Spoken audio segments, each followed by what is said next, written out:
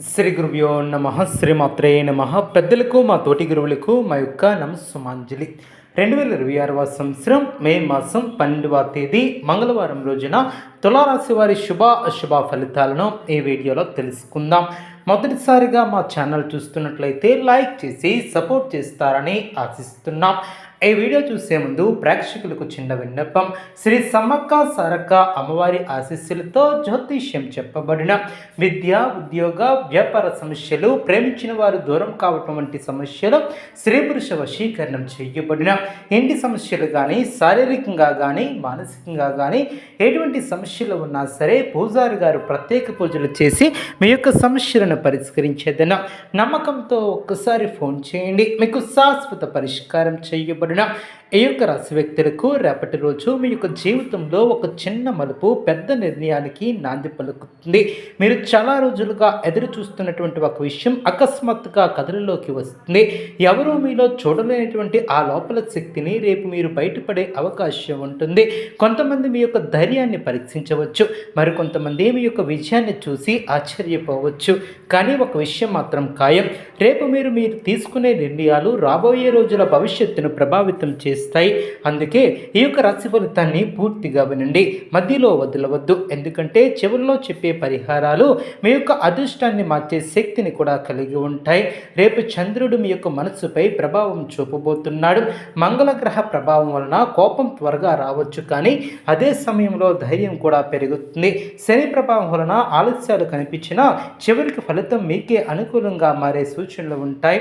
రాహువు కారణంగా అనుమానాలు, గందరగోళాలు కూడా రావచ్చు, కానీ మీరు మీ యొక్క ఆలోచనలపై నియంత్రణ ఉంచగలిగితే చాలా పెద్ద సమస్య కూడా సులభంగా పరిష్కరించగలుగుతారు. ఉద్యోగస్తులకు రేపు చాలా ముఖ్యమైనటువంటి రోజు. మీరు చేసినటువంటి పనిని అధికారులు గమనించే అవకాశం ఉంటుంది. చాలా రోజులుగా పెండింగ్లో ఉన్నటువంటి పని కూడా పూర్తి చేస్తారు. అదేవిధంగా అందుకే మీ యొక్క ప్లాన్స్ను అందరికీ చెప్పకుండా జాగ్రత్తగా ముందుకు సాగాలి. ఒక కొత్త బాధ్యత మీపై పడవచ్చు, కానీ భయపడాల్సినటువంటి అవసరం లేదు. మీరు దాన్ని విజయవంతంగా పూర్తి చేసే సామర్థ్యాన్ని కలిగి ఉంటారు. వ్యాపారస్తులకు కొత్త కాంట్రాక్టర్లు ఏర్పడే అవకాశం ఉంటుంది. డబ్బు విషయంలో కొత్త జాగ్రత్త అవసరం. ఎవరినైనా నమ్మి పెద్ద మొత్తంలో పెట్టుబడి పెట్టే ముందు 2 సార్లు ఆలోచించడం చాలా మంచిది. పాత బాకీలు కొంతవరకు తిరిగి వచ్చే సూచనలు ఉంటాయి. ఆన్లైన్ వ్యాపారాలు చేస్తున్నటువంటి వారికి మంచి ఆర్డర్లు రావచ్చు. భాగస్వామ్య వ్యాపారాలలో చిన్న అపార్థాలు వచ్చినా చివరికి పరిష్కారం దొరుకుతుంది. రేపు ఖర్చుల కోసం కొంచెం ఎక్కువగా ఉండే అవకాశం ఉంటుంది. కుటుంబ అవసరాల కోసం డబ్బు ఖర్చు చేసే అవకాశం ఉంటుంది. అయితే అదే సమయంలో అనుకున్నటువంటి లాభం కూడా రావచ్చు.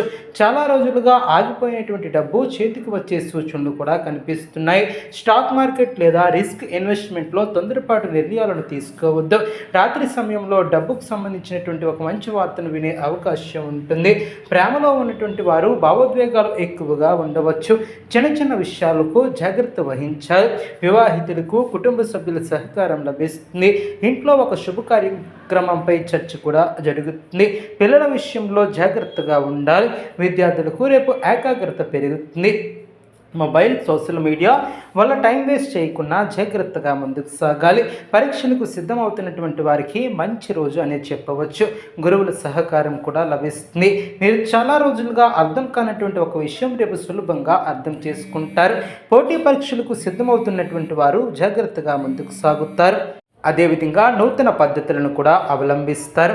ఈ యొక్క రాశివారు రేపటి రోజు అదృష్ట రంగు ఎరుపు, అదృష్ట సంఖ్య 9, అదృష్ట సమయం ఉదయం 9:20 నుండి 11 గంటల వరకు, శుభ దిక్కు దక్షిణ, అనుకూల సమయం ఉదయం. వ్యాపారం చేసేవారికి మిశ్రమ ఫలితాలు కూడా ఉంటాయి. వ్యాపారాన్ని కూడా దినదిన అభివృద్ధి కింద ఏర్పరచుకుంటారు. వ్యాపారాన్ని కూడా విస్తరిస్తారు. చాలా రోజులుగా ఆగిపోయినటువంటి ఒక పని ఒక్కసారిగా ముందుకు కదులుతుంది. మీరు ఊహించినటువంటి ఒక వ్యక్తి మీకు సహాయం చేయవచ్చు.